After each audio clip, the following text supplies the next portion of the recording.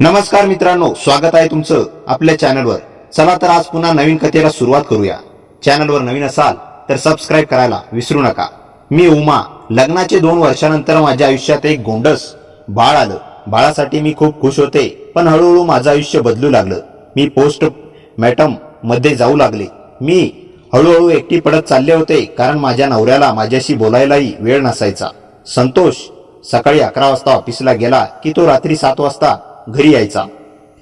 फार तर 10-15 मिनिटे तो बाळाला जवळ घ्यायचा आणि त्यानंतर त्याच्या वेळेत तो झोपी जायचा। पण मी एक आई होते, त्यामुळे मी माझ्या बाळाला दुर्लक्षित करू शकत नव्हते। रात्री बाळ झोपेत नाही तोपर्यंत मलाही झोपता यायचं नाही। मला रात्री झोपायला 1 वाजायचा आणि सकाळी लवकर संतोषचा टिफिन व नाश्ता बनवण्याकरता मला उठावं लागायचं। हळूहळू माझी चिडचिड वाढू लागली होती। मला थकवा जाणवू लागला होता। मी संतोषवरही चिडू लागले होते आणि सगळ्यात मी कधी पोस्टमॉर्टम मध्ये गेले मला कळलंच नाही। आता तर मी संतोषचा टिफिन बनवण्यासाठी उठायचं बंद केलं होतं। घरात भांडी धुण्याकरता बाई होती, पण ती तेवढंच काम करून निघून जायची। लहान बाळामुळे माझी झोप होत नव्हती। एके दिवशी मी माझ्या चिडचिडीबद्दल माझ्या मैत्रिणीशी बोलले। तिने मला सल्ला दिला की मी ऑनलाईन काहीतरी सर्च करावं, मला नक्कीच काहीतरी त्याचा तोडगा मिळेल। मग मैत्रिणीने सल्ला दिल्याप्रमाणे मी मोबाईलमध्ये सर्च केलं आणि मला तोडगा मिळाला। थोडा वेळ स्वतःला द्यावा, थोडं घराबाहेर पडावं, असं सगळं काही त्यात सांगितलं होतं। मग एके दिवशी संध्याकाळी 6 वाजता मी माझ्या बाळाला घेऊन घराबाहेर पडले। खरंच त्या दिवशी घराबाहेर पडल्यावर मला फार बरं वाटत होतं। मागच्या 8 महिन्यांपासून मी स्वतःला घरातच डांबून ठेवलं होतं, पण आज बाहेरच्या मोकळ्या हवेत निघाल्यावर मला फार बरं वाटलं। सलग 2-3 दिवस मी संध्याकाळी थोडे शतपावली करता घराबाहेर पडू लागले होते, त्यामुळे थोडा वेळ का होईना मला बरं वाटायचं। आता माझी भेट शेजारच्या सोसायटीतील एका महिलेशी झाली होती।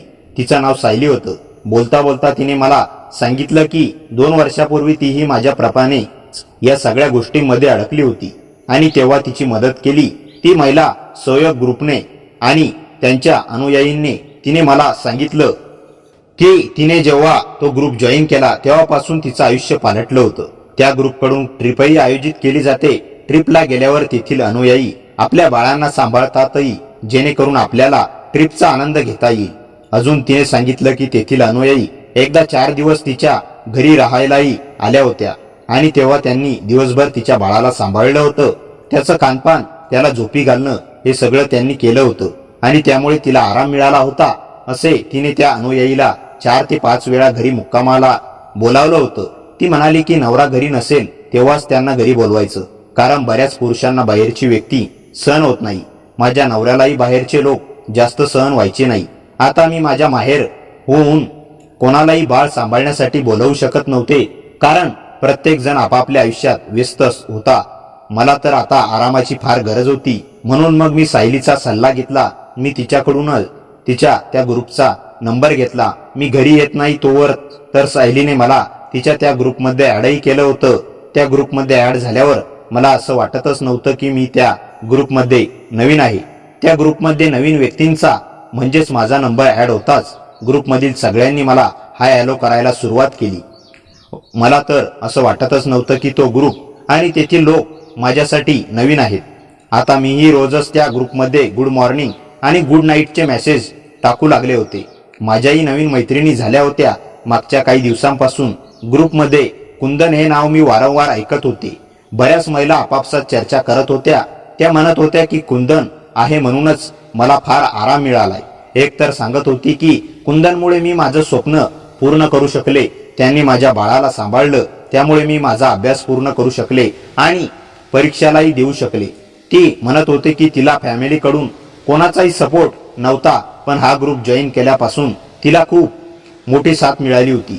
हा कुंदन कोण होता ते तर मला माहीत नव्हतं, पण सगळेजण तोंड भरून त्याचं कौतुक करत होते। मी सायलीला त्याच्याबद्दल विचारलं। ती म्हणाली, अगं कुंदन हा खूप चांगला मुलगा आहे। तो मुलगा असूनही घरातील सगळी कामं अगदी व्यवस्थितपणे करतो। ती म्हणाली, मी आजपर्यंत ही गोष्ट कोणाला सांगितली नाहीये।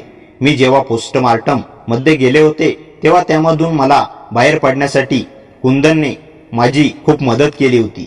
मी तिला म्हणाले, कुंदनने तुझी नेमकी काय मदत केली? तर तो बाहेरचा पुरुष आहे। ती म्हणाली, तू एकदा कुंदनला भेटलीस ना तर तू पुन्हा त्याला कधीच बाहेरचा व्यक्ती म्हणणार नाहीस. तो फार मोठ्या मनाचा माणूस आहे. सायली पुढे म्हणाली, कुंदनमुळेच मला फार आराम मिळालाय. त्याने माझ्या बाळाला सांभाळण्यास खूप मदत केली.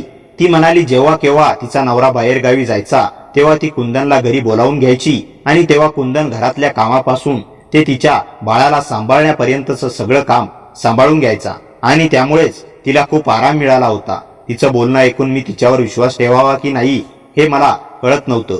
पण मी विचार केला की एक व्यक्ती खोटं बोलू शकते, प्रत्येकच व्यक्ती खोटं बोलू शकत नाही. त्या ग्रुपमध्ये प्रत्येक जण कुंदनचे वाहवाही करत होतं.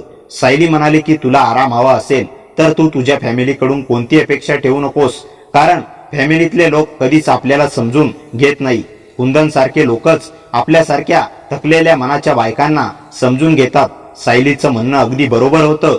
खरंच फॅमिलीतील लोक कधीच घरातल्या बाईला समजून घेत नाही. त्यांना वाटतं की घरातली 4 भांडी धुतली, बाळाला सांभाळलं तर त्या एवढं थकल्यासारखं काय असतं. पण तिचं 4 काम कधी कधी अवघड होतात. त्या गृहिणीलाही आरामाची गरज असते हे कुटुंबातील सदस्य समजून घेत नाहीत. तेव्हा थोडा वेळ सायलीशी बोलून झाल्यावर मी माझ्या घरी गेले. दुसऱ्या दिवशी रविवार होता. मी विचार केला की मी उद्या ते थोडा आराम करणार. सकाळी जेव्हा बाळ रडायला लागलं तेव्हा मी संतोषला उठवलं. मी त्याला म्हणाले, आज तू घरी आहेस तर काही वेळ तू बाळाला सांभाळ, मला तासभर झोप काढू दे. पण संतोष उठून 2 शब्द बडबडून पुन्हा झोपी गेला. तो म्हणाला, तू अशी काय थकतेस? आठवडाभर तर मीच थकतो. बाहेर ऑफिसमध्ये काम करून तू तर दिवसभर घरातच असते. त्यावेळी मला फार राग आला होता. मी त्याला पलटून उत्तर देणार होते, पण माझं बाळ फार रडत होतं. त्यामुळे मी स्वतःच्या तोंडावर आवर घातली आणि बाळाला घेऊन खोलीतून बाहेर आले. रात्री बाळ सतत उठायचं, त्यामुळे माझी झोप व्हायची नाही. पण हे संतोषला दिसत नव्हते. दिसले तरी कसं, तो तर स्वतः मस्त गाढ झोपेत असायचा. तो मला जराही समजून घेत नव्हता. पण आता माझी चिडचिड फार वाढू लागली होती.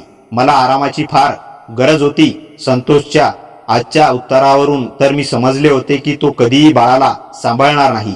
आता मी वाट बघत होते ते संतोषची बाहेर कुठेतरी जाण्याची. आता मला घरात एकांत हवा होता. पुढे काही दिवसातच मी ज्या संधीच्या शोधात होते ती संधी माझ्या समोर आली. संतोष त्याच्या मित्राच्या लग्नाकरता 4-5 दिवसांसाठी बाहेर गावी जाणार होता. यावेळी मी आता कुंदनला घरी बोलवायचा ठरवलं होतं. संतोषला गावी जाण्याकरता 2 दिवस बाकी होते आणि यावेळी मी कुंदनला घरी बोलवायचं ठरवलं होतं.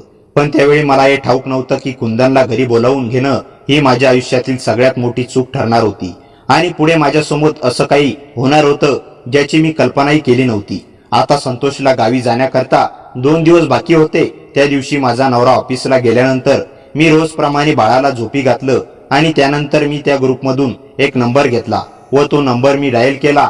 त्या दिवशी पहिल्यांदा मी माझ्या नवऱ्या व्यतिरिक्त कोणा दुसऱ्या पुरुषाशी बोलणार होते. मी कुंदनला फोन केला. फोन उचलताच त्याने माझ्या नावाने हाक मारली. मी म्हणाले, तुम्ही मला कसं ओळखलं? तो म्हणाला, गेल्या काही दिवसांपासून तुम्ही ग्रुपमध्ये ऍड झाला आहात आणि या ग्रुपचा ऍडमिन मीच आहे. सायलीने तुमचा नंबर मला पाठवला होता. मीच तुम्हाला ग्रुपमध्ये ऍड केलंय, त्यामुळे तुमचा नंबर माझ्याकडे आधीच सेव्ह आहे. कुंदन बोलायला खूप समंजस वाटला.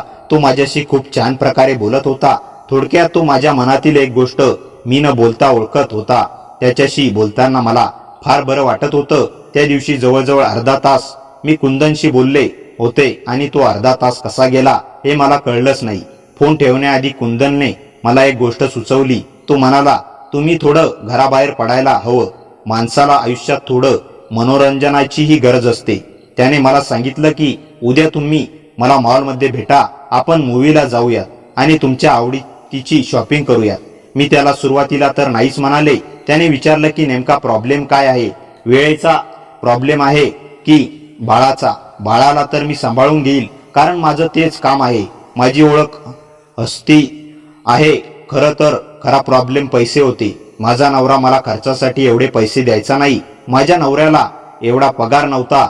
जर माझ्यासाठी खर्च करण्यासाठी पैसे नसतील तर मॉलमध्ये जाऊन मी शॉपिंग तरी काय करावी? तेव्हा माझ्या पैशांची अडचणही कुंदनच्या लक्षात आली होती. तो म्हणाला, तुमची अडचण वेळे किंवा बाळा नाहीये, मग नक्कीच ती पैसे असेल. मी त्याला माझ्या घरची पैशांची अडचण सांगितली. तो म्हणाला, तुम्ही अजिबात चिंता करू नका. उद्याची ट्रीट माझ्याकडून आपल्या मैत्रीच्या पहिल्या भेटीची ट्रीट समजा. उद्याचा सगळा खर्च मी करणार, तुम्ही काळजी करू नका. फक्त वेळेत मी वाट बघेन. कुंदनने माझ्या पैशाची मोठी समस्या दूर केली होती. मलाही त्याला भेटायचं होतं, त्यामुळे मी त्याला होकार भरला. मग ठरल्याप्रमाणे दुसऱ्या दिवशी मी मॉलमध्ये पोहोचताच सजले कुंदनाने माझ्या समोरासमोर भेट झाली होती. त्याला हँडसम म्हणायला हरकत नव्हती. तो दिसायला छान होता. त्याच्या रूपाहून अधिक सुंदर त्याचा स्वभाव होता. त्या दिवशी मॉलमध्ये मी माझ्या आवडीची सगळी शॉपिंग केली, मूव्ही बघितला. तो सगळा वेळ मी स्वतःला दिला होता.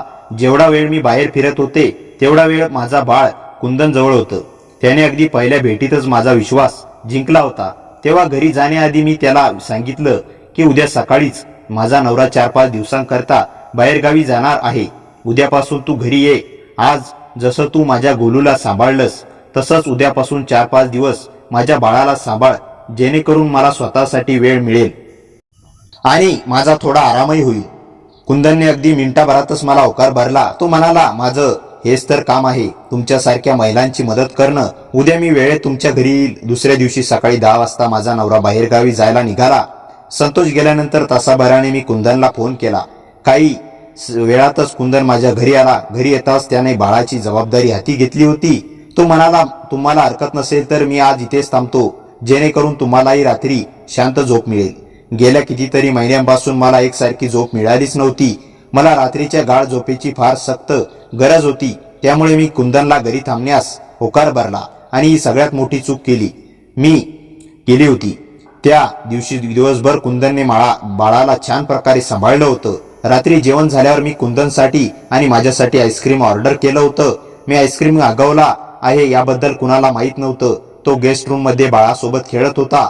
मी जेव्हा गेस्ट रूम मध्ये पोहोचले तेव्हा तिथे जाताच मी पाहिलं कुंदन फोनवर बोलत होता आणि त्याचं बोलणं मला जरा संशयास्पद वाटलं होतं. तो बोलत होता की अजून सेटिंग झाली नाही, काही तासातच मी सगळं सेट करतो. तो कुठल्या सेटिंग बद्दल बोलत होता ते मला काही समजलं नाही. मी जेव्हा त्याला आवाज दिला तेव्हा माझ्या आवाजाने तो एकदम दचकला. त्याने त्याचा फोन ठेवला. तो लगेच मागच्या दिशेने वळला. म्हणाला, तुम्ही इथे कधी आलात? मी त्याला म्हणाले, अरे हे घर माझं आहे, मी तुला सांगून थोडीच येणार. बरं हे घे, मी आपल्यासाठी आईस्क्रीम आणलं होतं, तेच द्यायला इथे आले होते. मी त्याला विचारलं की तू आता कोणाशी फोनवर बोलत होता? तो म्हणाला, काही नाही, माझा एक मित्र होता, त्याची थोडी समस्या होती, त्याबद्दलच मी त्याच्याशी बोलत होतो. गोलूही आता झोपलाय. तेव्हा मी त्याला आईस्क्रीम देण्यासाठी पुढे सरकले. त्याच्याजवळ जाताच त्याच्या एका हातात आईस्क्रीम देताना मी दुसऱ्या हाताने त्याच्या मिशीखाली ओढली, जी नकली होती आणि ती काही वेळापूर्वीच अर्धी निघून आली होती. त्यावर कुंदनचं लक्ष नव्हतं. त्याची ती नकली दाढी मिशी काढून मी त्याच्या हातात ठेवली. त्याचा खरा चेहरा पाहून मला धक्काच बसला होता. मी म्हणाले, तू इथे सगळं ढोंग तू कशासाठी केलं? सुरुवातीचे काही मिनिटं तर तो घाबरला होता. नंतर म्हणाला, चल तू मला ओळख तर दिली. मला वाटलं की तू हा चेहरा विसरली असशील. कुंदनचं खरं नाव दिनेश होतं आणि तो रूप बदलून माझ्या घरी आला होता. पण मला ते कसलंच समजलं नाही की तो दिनेश आहे. मी कसं काय त्या नालायकाच्या जाळात अडकले. तेव्हा मी स्वतःला दोष देत होते. मी त्याला तिथून जा म्हणाले तर तो म्हणाला, मी इथून असाच परत जाणार नाही. मी ज्यासाठी इथे आलोय ते काम केल्याशिवाय मी जात नसतोय. कुंदन उर्फ दिनेश तो माझ्या बहिणीचा बॉयफ्रेंड होता. त्याला आता माझ्याकडून काय हवं होतं मला काही समजत नव्हतं. मी त्याला म्हणाले, दिनेश तुला काय हवंय? तू इथे रूप बदलून का आलास? त्यावर तो म्हणाला, जे मला आधी हवं होतं तेच मला आताही हवं आहे. तो म्हणाला, साक्षी कुठे आहे? मला तिचा पत्ता हवाय. मी म्हणाले, मी तुला पत्ता कधीच देणार नाही. आधीच तू तिला खूप त्रास दिला होतास, आता पुन्हा तू तिच्या वाटेला जाऊ शकत नाही. माझं बोलणं ऐकून दिनेश शेडला. त्याने माझा हात पकडला. दिनेशने माझा हात पकडताच माझ्या अंगातून एकदम भीतीची शिरशिरी लहर गेली. त्याचा तो विकृत नजर, माझ्याकडे मारणारा चेहरा मला आणखी घाबरवू लागला. मी हात सोडवण्याचा प्रयत्न केला पण त्याची पकड खूप कडक होती. तो म्हणाला, उमा तुला वाटतं तू मला थांबवू शकशील? साक्षीला माझ्यापासून दूर नेणाऱ्यांपैकी तू एक आहेस. तिने माझ्याशी लग्न करायला होकार देणार होती, पण तुझ्या आणि तुझ्या आईच्या मेंदू धुण्याने तिने मला सोडलं. तिला माझ्यापासून कोणीही वाचवू शकत नाही. त्याचं बोलणं ऐकून मला अंगावर काटा आला. मी रडत म्हणाले, दिनेश तिला तू किती त्रास दिलास ते तुला कळत नाही. ती घबरून जात होती. तुला ते प्रेम वाटत असेल पण ते आजार आहे. हे ऐकून तो संतापला. त्याने मला जोरात भिंतीवर ढकललं. माझ्या हातातून आईस्क्रीमचा कप खाली पडून तुकडे झाले. मला भिंतीला धडकल्याचा आवाज लागताच गोलू किंचित हलला, पण अजूनही झोपेतच होता. दिनेश पुढे सरकत म्हणाला, उमा, मला फक्त तिचा पत्ता सांग. मी इथे तुला आणि तुझ्या बाळाला काही करणार नाही. पण जर तू तिची जागा सांगितली नाहीस तर मी. तो वाक्य अपूर्ण ठेवत माझ्याजवळ झुकला. त्याच्या श्वासाचा दुर्गंधही मला घाबरवत होता. पण त्या क्षणी माझं मन एकदम शांत झालं. मला कळलं की मी घाबरले तर तो जिंकणार. मी त्याच्या डोळ्यात पाहत ठाम आवाजात म्हणाले, तू इकडून जाता ना, नाहीतर मी पोलिसांना फोन करेन. दिनेश हसला, एकदम थंड निर्दयी हास्य. तो म्हणाला, फोन? उमा, तुझ्याकडे फोन आहे? तुला वाटलं मी मूर्ख आहे? पहिल्या दिवशी घरात येताच मी तुझा फोन कुठे ठेवतेस ते पाहिलं होतं. तो हात पुढे करीत माझ्या पलंगाच्या टेबलाकडे गेला आणि तिथून माझा फोन काढला. याचाच शोध घेत होतीस ना? तो टोमणा मारत म्हणाला. आता मला खरी भीती वाटू लागली. मी विचार केला, जर मी त्याला कशी तरी शांत केलं तर कदाचित काही मार्ग निघेल. मी रडत रडत म्हणाले, ठीक आहे, तू बस, मी बोलत ते. पण आधी हात सोड. दिनेशने माझ्याकडे संशयाने पाहिलं, पण थोडा शांत झाला. तो म्हणाला, चांगला आहे उमा, तू हुशार आहेस, आता सांग. तो बोलत असतानाच माझ्या नजरेच्या कोपऱ्यात मला किचनमध्ये ठेवलेलं स्टीलचं मोठं पाणी भरायचं भांडं दिसलं. जड होतं ते, पण योग्य वेळी मी ते उचलू शकले असते. मी त्याला मुद्दाम बोलत ठेवले, दिनेश, माझ्या बहिणीला तू त्रास देऊ नकोस. ती आता खुश आहे. मला तिचं सुख दुःख नाही ऐकायचं. तो पुन्हा ओरडला. माझा आज क्षण होता. दिनेश मोठ्याने आवाजात रागाने बोलत असताना मी हळूच मागे सरकले आणि एकदम उलट्या दिशेने धावत किचनमध्ये गेले. मी पाणी भरायचं जड भांडं दोन्ही हातांनी उचललं. दिनेश माझ्या मागे धावत येत ओरडला, उमा, थांब.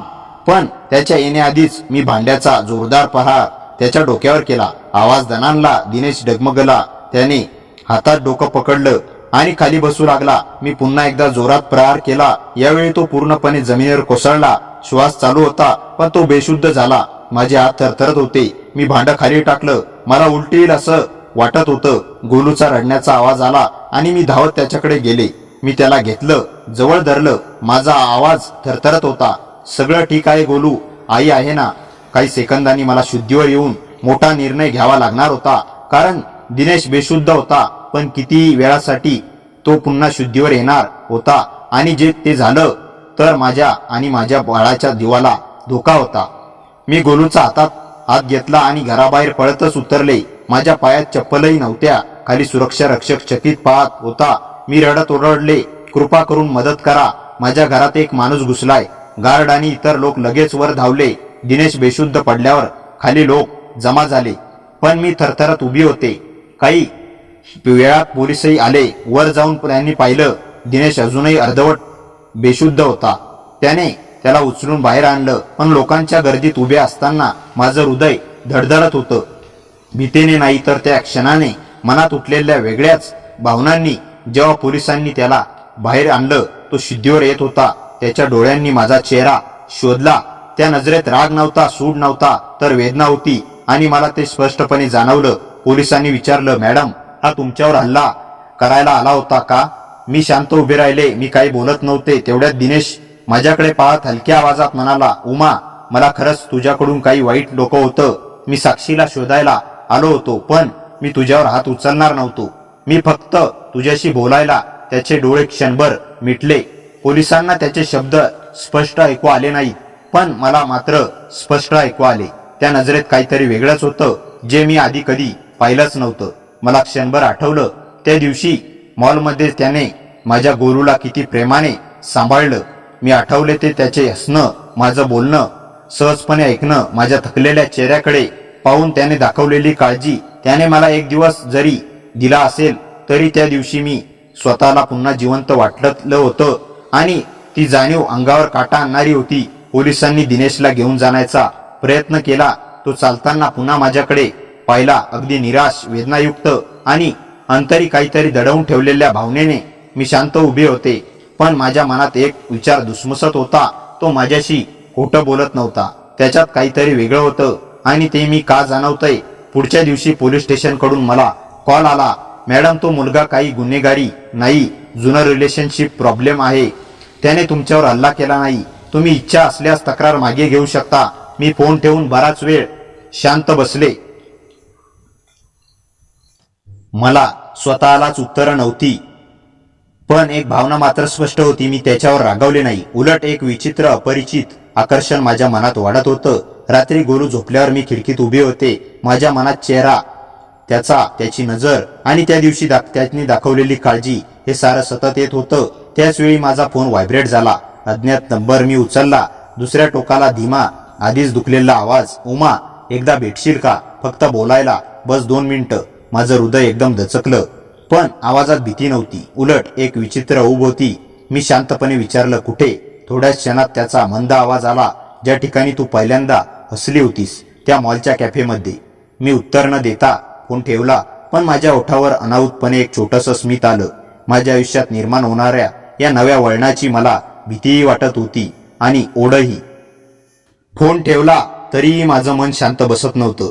मी का जावं त्याला भेटायला? तो बाहेरचा माणूस हो, पण जे काही घडलं त्या दिवशी त्याने माझा हात टाकला नव्हता. उलट माझ्या आणि गोलूच्या बाबतीत त्याचं वागणं मऊ, काळजीवाहू आणि अगदी जवळून समजून घेणारं होतं. रात्री मी गोलूकडे पाहत बसले होते, पण मनात सतत त्याचा आवाज घुमत होता, एकदा भेटशील का? पुढच्या दिवशी मी गोलूला शांत झोपवून बाहेर निघाले.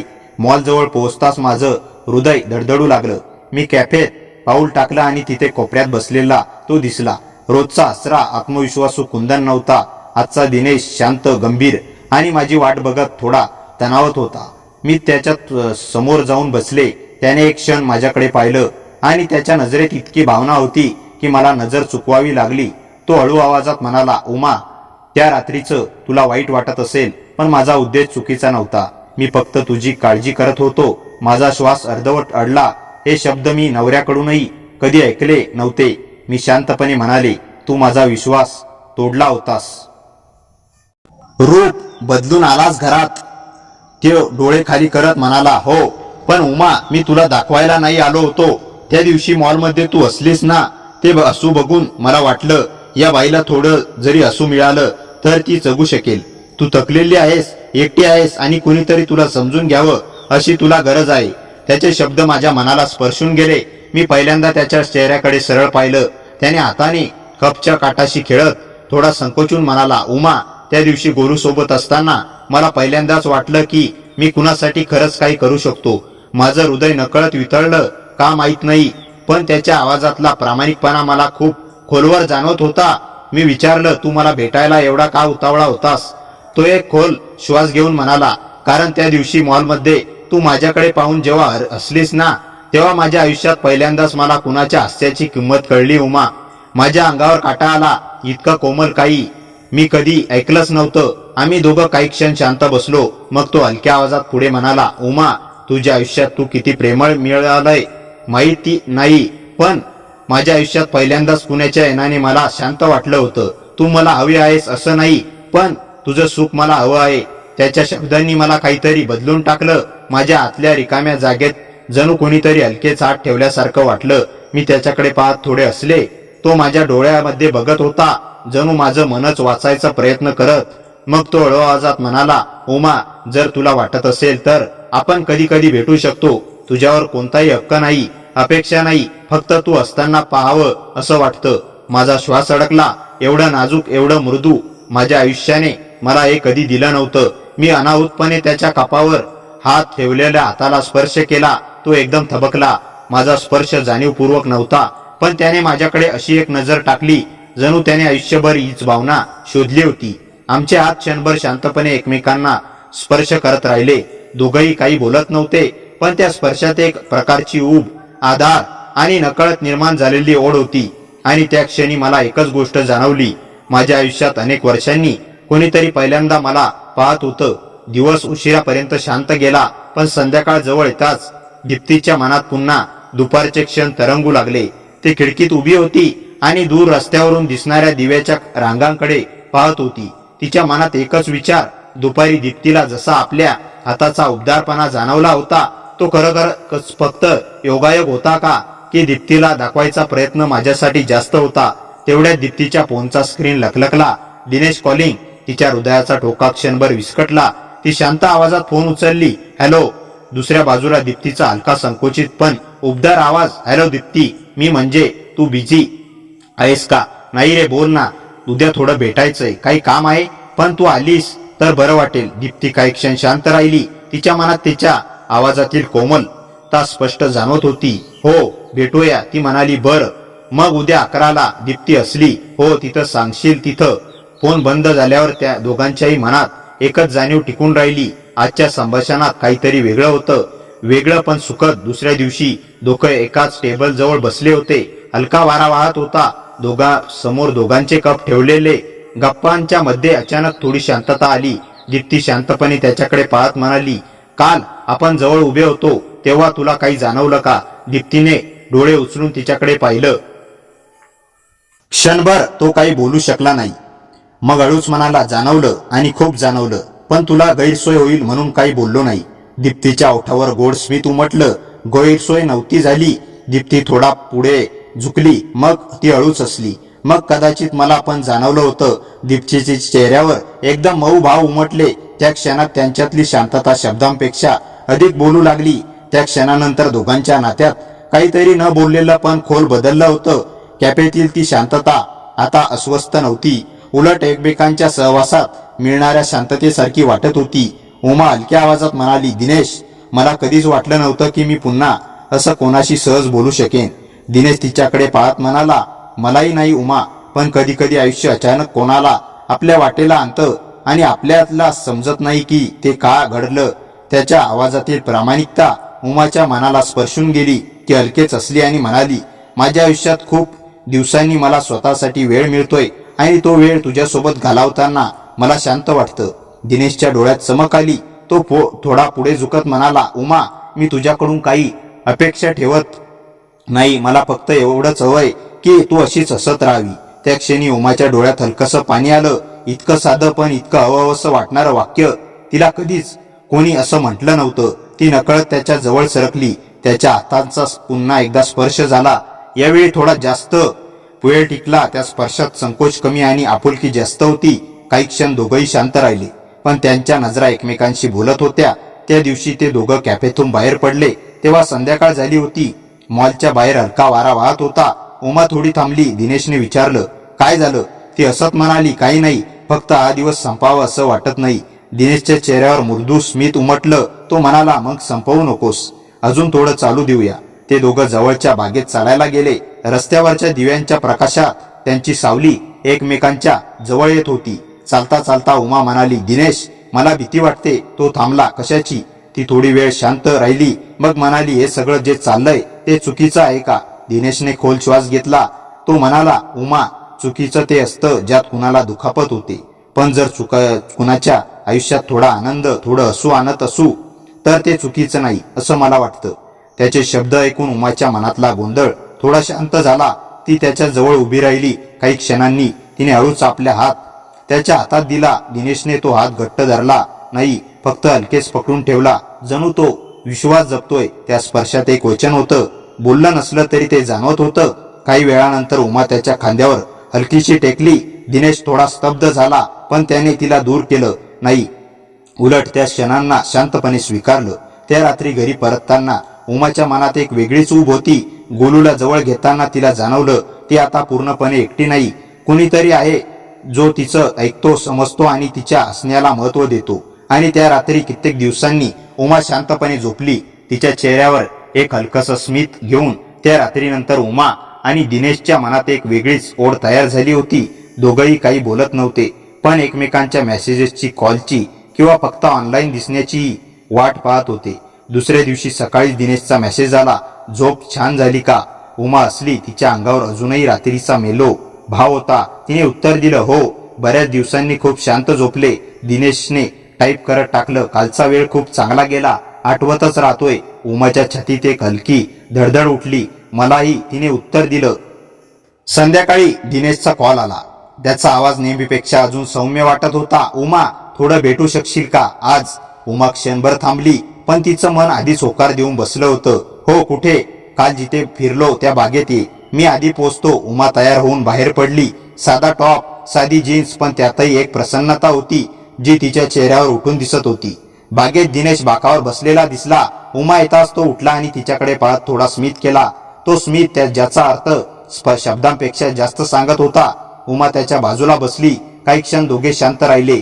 वाऱ्याने उमाचे केस हलत होते आणि ते दिनेश ते पाहत काही बोलू की नको अशा विचारात होता. अखेर तो म्हणाला, उमा एक गोष्ट बोलू. उमा त्याच्याकडे वळली. बोल ना.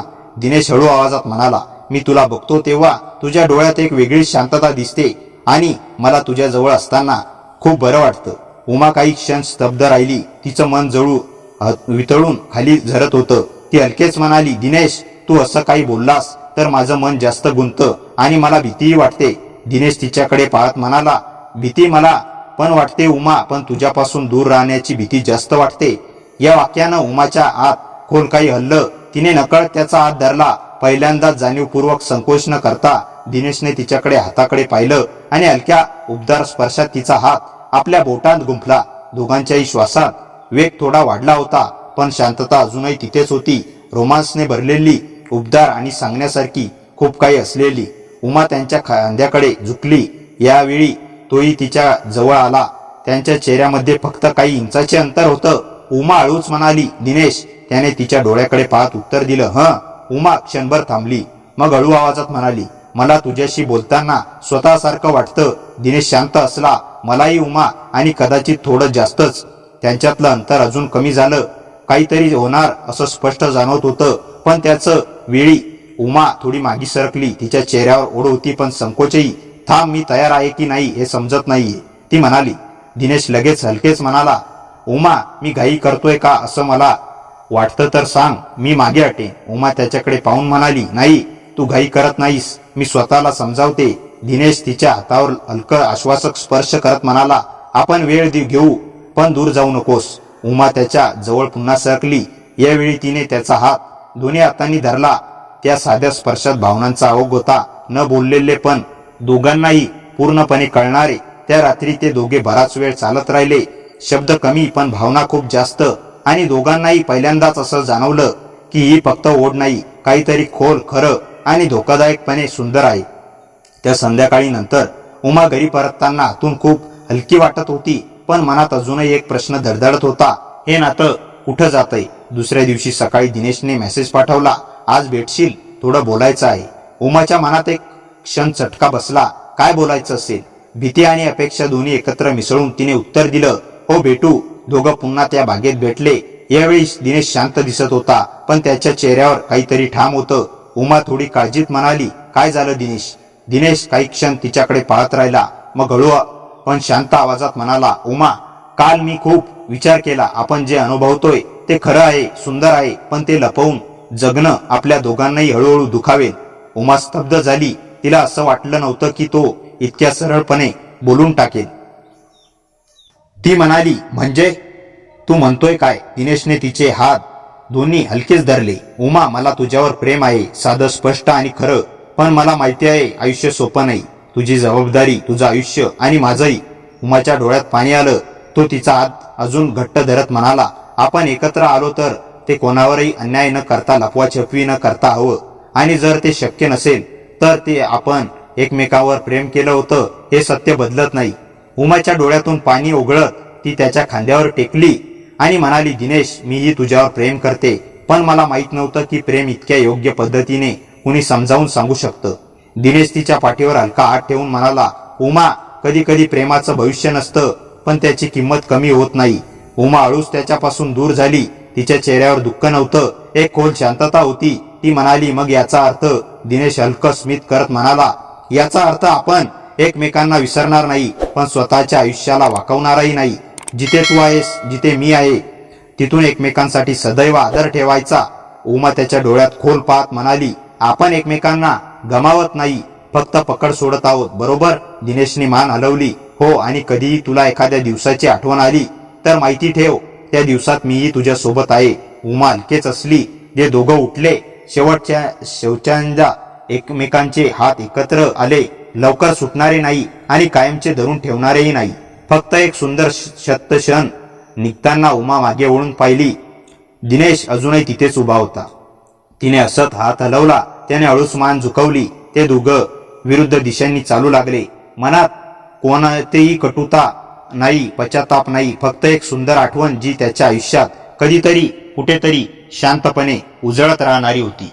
मित्रांनो, कथा कशी वाटली कमेंटमध्ये नक्की सांगा. कथेला जास्तीत जास्त लाईक करा आणि हाईप करायला विसरू नका. आपल्या मित्रमैत्रिणींमध्ये शेअर करा आणि हो, चॅनलवर नवीन असाल तर चॅनलला सबस्क्राईब करायला विसरू नका. भेटूया पुन्हा अशाच इंटरेस्टिंग आणि धमाकेदार कथेसह. तोपर्यंत हसत राहा, खुश राहा. धन्यवाद.